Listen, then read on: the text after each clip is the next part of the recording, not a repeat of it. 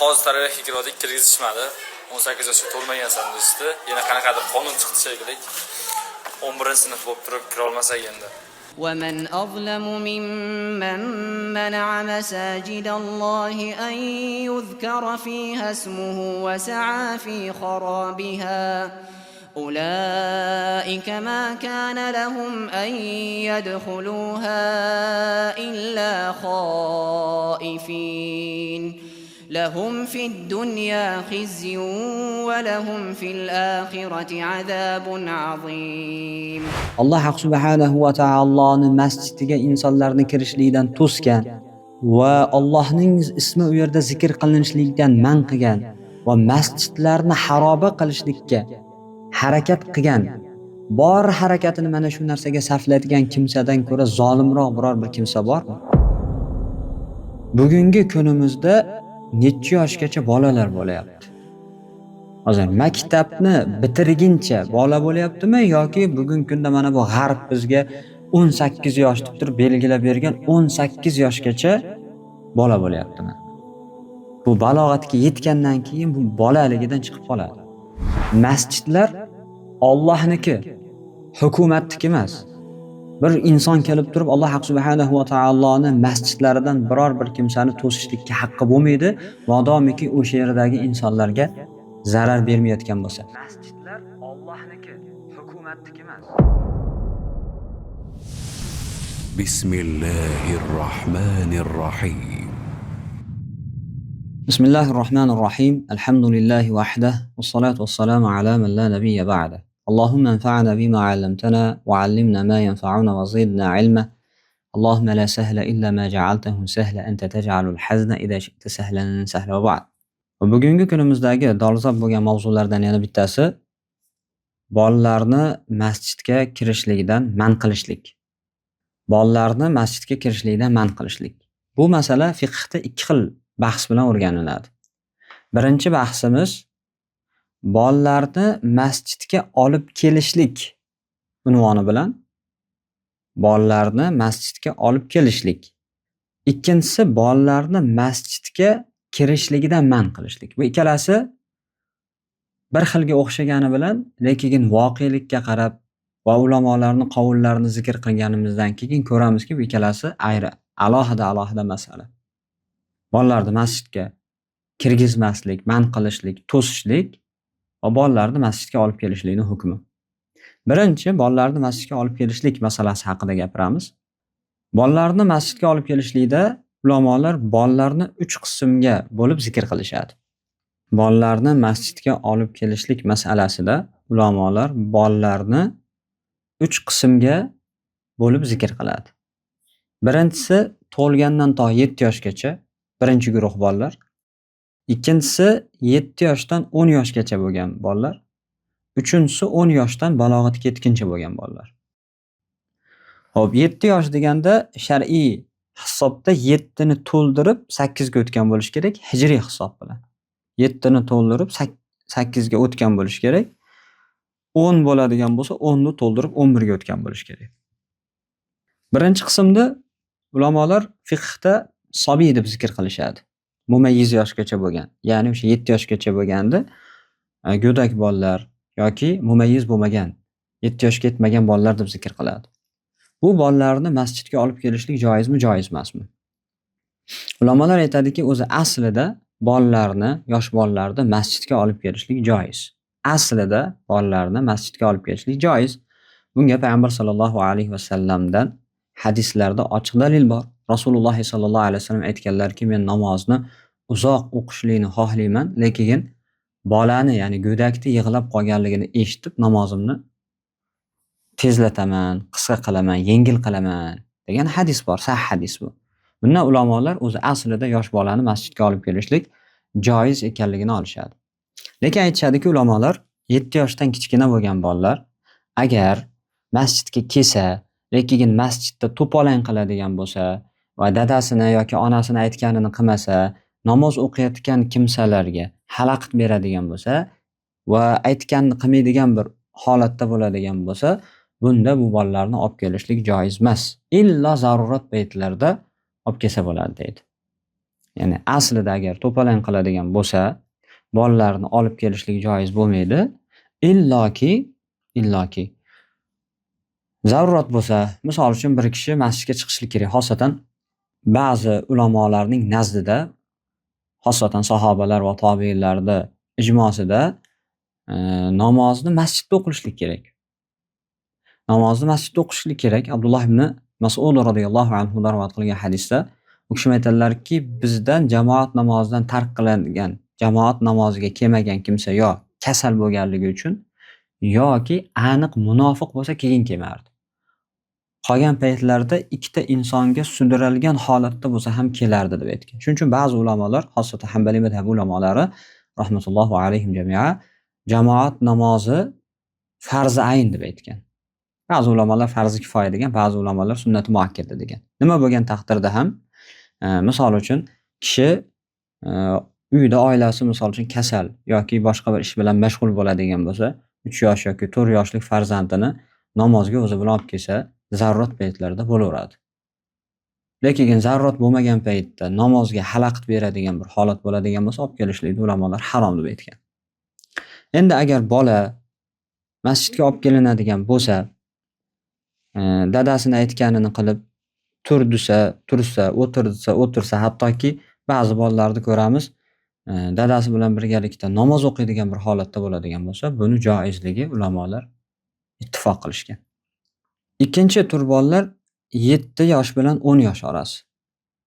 7 yosh bilan 10 yoshlik orasi bu bolalarni masjidga olib kelishlik shariat tarafidan buyurilgan.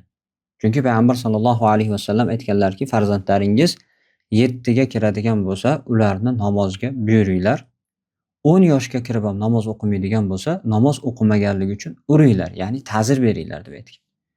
Va bilamizki, yuqorida zikr qilganimizdek, payg'ambar sollallohu alayhi vasallam namozlarni masjidda o'qirdi.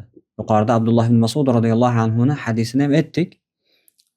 Sahobalar jamoatga qatnashmagan insonda ikkita narsani ko'rardi. Yo jamoatga kelolmaydigan darajada kasal bo'lgan yoki ochiq munofiq bo'lsa keyin kelmardi.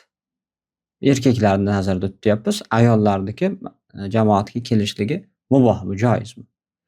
Endi payg'ambar sollallohu alayhi vasallam aytayaptilarki, farzandlaringiz 7 ga kirganda namozga buyuringlar. Bu namozga buyuringlar farz bo'lgan namozga buyurishlik. Modomiki farz bo'ladigan bo'lsa, uni masjidda o'zi bilan olib kelishlik kerak.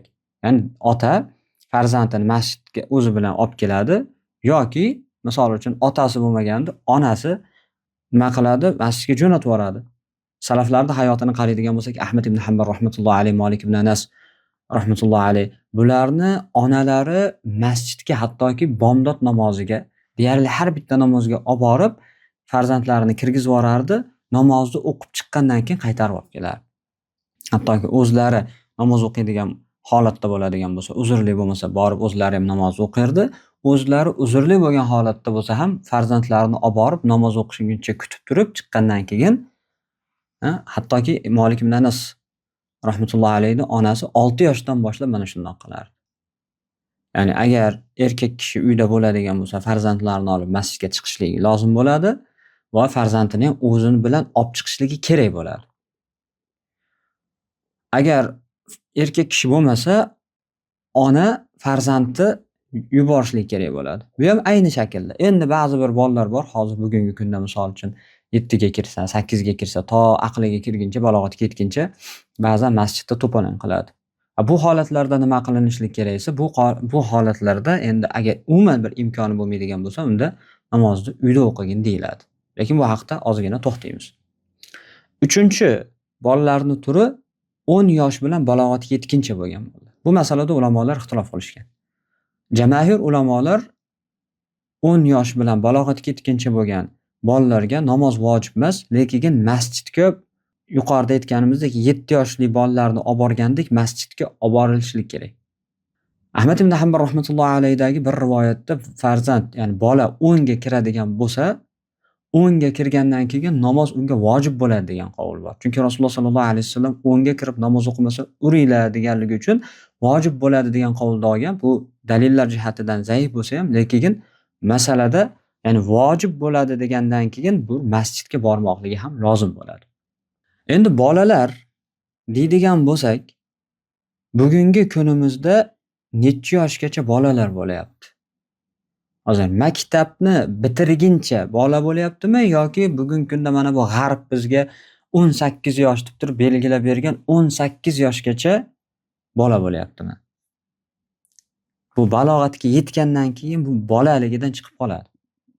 Sahobalarning holatini qaraydigan bo'lsak, misol uchun Abdulloh ibn Abbos radhiyallohu anhu Rasululloh sallallohu alayhi va sallam vafot etgan paytlarida balog'atga yetmagan edi. Lekin Rasululloh sallallohu alayhi va sallamdan qancha hadislarda eshitgan. Abdulloh ibn Abbos radhiyallohu anhu uni masjidda eshitgan, chunki masjidda oldingi paytlarda bemalol bo'lgan. Abdulloh ibn Umar radhiyallohu anhuma 14 yoshga kirgan paytimda Rasululloh sallallohu alayhi va sallam Badr jihodiga tayyorgarlik ko'rganda men o'zimni borib namoyish qildim. Ya Rasululloh, men ham jangga chiqay deb 14 yosh bo'lgan. Rasululloh sallallohu alayhi va sallam kichkina deb turib ruxsat bermagan. Endi ikkinchi savolga o'tamiz. Ikkinchi savol bolalarni masjidga kirishligidan man qilishlik. Yuqorida kirgizishlik masalasini zikr qildik, ya'ni bolalarni olib kelishlik masalasi. Endi bolalarni masjidga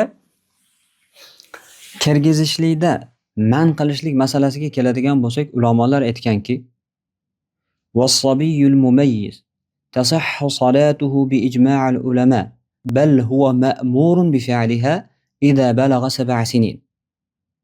Wa yanbaghi darbuhu ala tarkiha idha balagha 10 sinin." كما أمر بذلك النبي صلى الله عليه وسلم. ومن هنا فلا يجوز منع الصبيان المميزين من دخول المسجد وإن كانوا بمفردهم. Ulamolar bola 7niga to'ldirgandan keyin namoz ulardan sahih bo'lishligiga ijmo qilishgan va balkim namozga buyurilishligi kerakligiga ijmo qilishgan. 10 yoshga kirib turib namoz o'qimaydigan bo'lsa, u holatda namoz o'qimaganligi uchun ta'ziran urishlik lozim ekanligiga. Hanbaliy mazhabi ulamolari, ya'ni bolani valisiga, otasiga farzand namoz o'qimasa urmoqligi vojib, agar bunga buyurmasa va namoz o'qishligiga harakat qilmasa gunohkor bo'ladi deydi. Shuning uchun ulamolar aytadiki, mumayyiz bolalarni, ya'ni 7ga kirgan bolalarni masjiddan to'sishlik harom deydi. Alloh subhanahu va taolo Qur'oni Karimda Jin surasining 18-oyatida aytadiki: "Va annal masajida lillah." Masjidlar Allohniki, hukumatniki emas. Masjidlar Alloh subhanahu va taoloniki. Bir inson kelib turib Alloh subhanahu va taoloni masjidlaridan biror bir kimsani to'sishlikka haqqi bo'lmaydi, modomiki o'sha yerdagi insonlarga zarar bermayotgan bo'lsa. Alloh subhanahu va taolo aytayaptiki: "Va annal masajida lillah." Masjidlar Alloh subhanahu va taoloniki. Modomiki shunday ekan, hech kimga haqqi bo'lmaydi to'sishlikka. Va bundan ham qattig'i Baqara surasining 114-oyatida aytadiki: "Va qal va man azlamu mimman mana'a masajidalloh an yuzkara fiha ismuhu wa sa'a fi kharabiha. Ulaika ma kana lahum an yadkhuluha illa khaifina lahum fid dunya khizyun wa lahum fil akhirati azabun azim." Va man azlamu mimman mana'a masajidalloh. Alloh subhanahu va taoloning masjidiga insonlarni kirishlikdan to'sgan va Allohning ismi u yerda zikr qilinishlikdan man qilgan va masjidlarni xaroba qilishlikka harakat qilgan, bor harakatini mana shu narsaga sarflaydigan kimsadan ko'ra zolimroq biror bir kimsa bormi? Ulayka ma kana lahum an yadkhuluha. Ana shu masjidda man qilayotgan kimsalarni o'zi masjidga kirishligi mumkin emas. Lahum fid dunya khizyun. Ular uchun dunyoda xorlik va lahum fil akhirati azabun azim. Va oxiratda esa alamli azob bordir. Endi voqelikka qaytamiz. Bugungi kunimizda nasallallohu alayhi vasallam yosh bolalarni, ya'ni bolalarni, uning ichida balog'atga yetganlar ham bor. Ya'ni maktab bolalarini masjiddan to'sayotgan hukumatlarga va mana bu hukumatlarga yordam berayotgan mana bu imomlar Alloh subhanahu va taolodan qo'rqishligi lozim bo'ladi. Alloh subhanahu va taolo aytayaptiki, dunyoda bundan ko'ra zolimroq odam yo'q deyapti. Insonlarni masjidga kirib Alloh subhanahu va taoloni zikr qilishlikdan to'sgan kimsadan ko'ra yana kim zolimroq? Ular uchun dunyoda xorlik, oxiratda alamli azob bordir. Ulamolar mana bu oyatni tafsirida, ya'ni haroba bo'lishlik deganda o'sha yerda masjidda ibodat qilinishlik, masjidda ilm olishlikdan to'sishlikni ham nazarda tutadi. Endi bu xitobni ko'proq biz o'sha imomlarga, mullalarga aytishligimiz kerak bo'ladi. Ular hukumat nimani chiqarib beradigan bo'lsa, u dinni qarshisiga bo'ladimi, dinga muvofiq bo'ladimi, o'sha narsani hukumatni chiqargan qonun qoidalarini insonlarga yetkazish uchun bu islom dinida xushu qilishlik uchun namozdan bolalarni olib kelmasa bo'laveradi, bolalar qolaversin deydiganlar Alloh subhanahu va taolodan qo'rqishligi vojib bo'ladi, lozim bo'ladi. Qur'on o'qimaydimi ular? Alloh subhanahu va taolo An'am surasida juda ham ajib oyatlarni zikr qiladi. Qul aghayrallohi attaxidu waliyan fatiris samawati wal ard va huwa yut'im va la yut'am. Ayting ey Muhammad alayhissalom, osmonlar va yerlarni yaratgan zot Alloh subhanahu va taolodan boshqasini o'zimga do'st qilib olamanmi? Va huwa yut'im. Alloh subhanahu va taolo taomlantiradi. Va la yut'am. Alloh taolo taomlantirilmaydi. Qul inni umirtu an akuna awwala man aslam. Ayting ey Muhammad alayhissalom, men birinchi bo'lib musulmonlardan bo'lishlikka buyurildim. Va la takunanna minal mushrikin. Mushriklardan bo'lib qolmang. Qul inni akhafu in asaytu robbi azaba yawmin azim. Ayting ey Muhammad alayhissalom, men Alloh subhanahu va taologa osiy bo'ladigan bo'lsam, Alloh subhanahu va taoloni menga alamli azobi kelishligidan, qiyomat kunida alamli azob bo'lishligidan qo'rqaman deb ayting. Yani bugungi kunda nasallallohu alayhi vasallam ba'zi bir masjid imomlarining holatiga qaraydigan bo'lsak, o'zi ularning vazifasi insonlarni masjidga jalb qilishlik, masjidga da'vat qilishlik ular. Ular o'sha ko'chada yurgan bolalarni bu yoqda bir diskotekaga borib yurgan yoki kechqurungi klublarga borib yurgan yoki mana bu kompyuterxonadan, o'yinxonadan chiqmaydigan bolalarni masjidga targ'ib qilishdan o'rniga o'z rag'bati bilan, o'z xohishi bilan namoz o'qiyman deb turib, taroveh o'qiyman deb turib yoki biror bir dinni o'rganaman deb turib masjidga keladigan bolalarni man qilyapti. Kattalarimiz aytganidek namozga xalaqit beryapti. Bu yoqda namozga xalaqit berayotgan minglagan narsalar bor, shariatga xilof kelgan, lekin ularga indamaydi. Ammo shariat buyurgan narsaga kelganda nasallallohu alayhi vasallam ular mana bu narsaga tamomiy qarshilik qiladi. Xuddiki soqolga qarshilik qilgandek, xuddiki hijobga qarshilik qilgandek. Alloh subhanahu va taolo aytayaptiki, ayting Muhammad alayhissalom, men Alloh subhanahu va taologa osiy bo'ladigan bo'lsam, Alloh subhanahu va taoloni qiyomatdagi alamli azobidan qo'rqaman deb ayting. Ulamolardan biri aytadiki, kimki hukumatdagi boshliqlarni fikrlariga dindagi ba'zi bir narsalardan kechib bo'lsa ham ularni rozi qilaman deydigan bo'lsa va shuning natijasida mayli mana bu dindagi mana bu bitta amaldan tushib turaylik, keyin bular rozi bo'lsa, keyin yana qilaman deydigan bo'lsa, bu noto'g'ri o'ylabdi. Chunki ularni talab qilayotgan narsasi faqatgina o'sha insonni, musulmonni dinini yo'q qilishlik bo'ladi. Bugun aytadiki, bugun bolalar masjidga kelmasin deydi. Ertaga kattalar ham masjidga kelmasin deydi. Bugun masjidda ilm olishlik, shar'iy ilm olishlik man qilingan masjidlarda ertaga namoz ham man qilinadi. Mana Sharqiy Turkistonda holatini qaraydigan bo'lsak, masjidlarda olib turib, yo muzeylar qilyapti yoki boshqa bir raqqosaxonalar, harom bo'ladigan bir narsalar qilyapti. Oyatning davomida Alloh subhanahu va taolo aytadiki, "May yusraf anhu yawma idin faqad rahima." Qiyomat kunida kimdanki Alloh subhanahu va taoloning azobi ketkizilgan bo'lsa, dar haqiqat Alloh taolo unga rahim qilibdi. Va dalikal fawzul mubin. Mana bu zalika qiyomatda azobdan omonda qolishlik.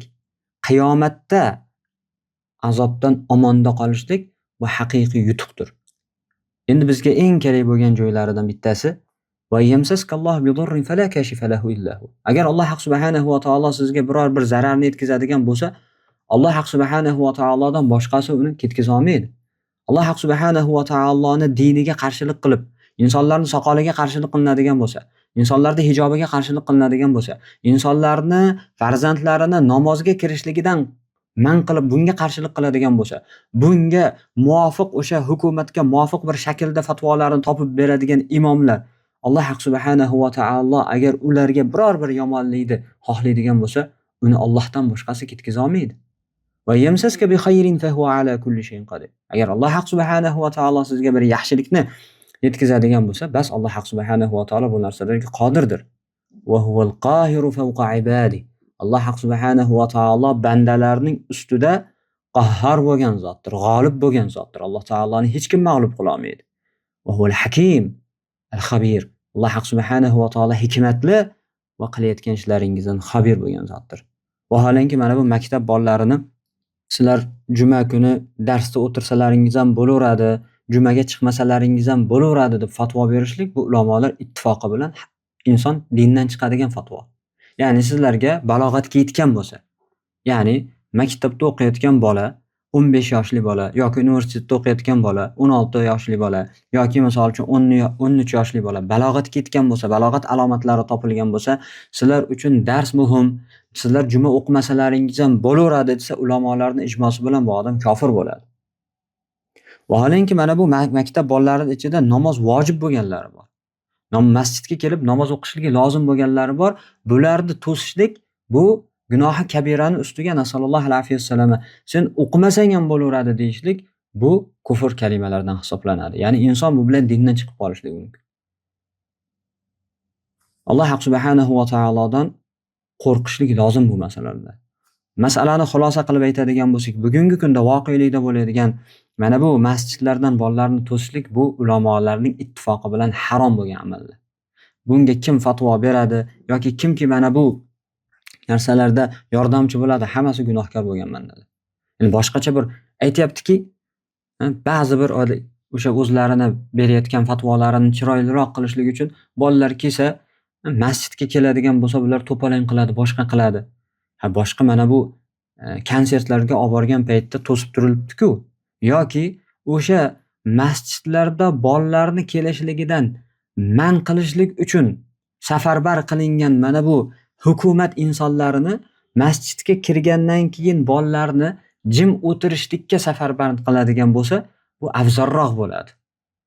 Hozir masjidda eshikni tagida turib olib turib, sen masjidga kelma deb turib man qilayotgan bo'lsa, nimaga to'palang qilyapsan ekan deydigan bo'lsa, o'sha insonlarni masjidga ichiga kirgizinglarda, o'sha masjidning ichiga kirgandan keyin bolalarni to'palang qiladigan bo'lsa, ularning ustida qarab turadigan inson qilinadigan bo'lsa, ham qilayotgan ishiga ajr oladi va ham mana bu shariatga xilof chiqmagan bo'ladi. Alloh subhanahu va taolodan bizlarni o'zi yaxshi ko'radigan, rozi bo'ladigan amallarga muvaffaq qilishligini so'raymiz. Alloh subhanahu va taolo bu dinda sobit qadam qilsin. Robbim Alloh subhanahu va taolo dinga qarshi fatvo beradigan kimsalardan qilib qo'ymasin. Allohu taala a'lam. Subhanakalloh va hamdik. Ashhadu an la ilaha illa ant. Astagfiruka va atubu ilayk.